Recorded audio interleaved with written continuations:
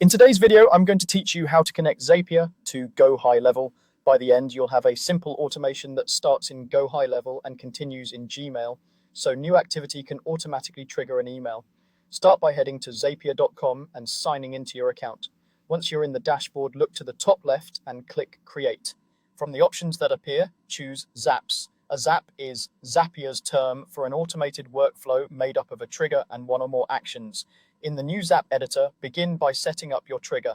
Click the trigger area to choose the app that will start the automation. In the search bar, type Lead Connector and select it. Lead Connector is the Zapier app used to connect with GoHighLevel. So if you're looking for GoHighLevel by name, this is the one you want. Next, pick your trigger event. This is the specific thing in GoHighLevel that will kick off the Zap, such as a new contact, a pipeline stage change, or a new appointment. Choose the event that fits your workflow and continue. Zapier will now ask you to sign in to your GoHighLevel account using an API key. This key verifies your connection securely.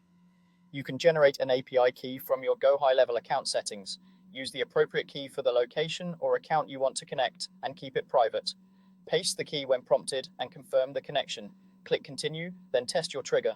Zapier will look for a recent example from GoHighLevel and pull in sample data. Seeing real sample data here is helpful because you'll use it to map fields in the next step. If nothing appears, make sure there's recent activity that matches your selected trigger.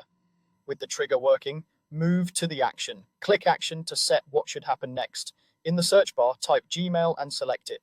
Choose the action event that matches your goal, like sending an email. You'll be prompted to sign in to your Gmail account so Zapier can send messages on your behalf. Approve the connection and select the correct inbox if you use multiple accounts. Click Continue to configure the email.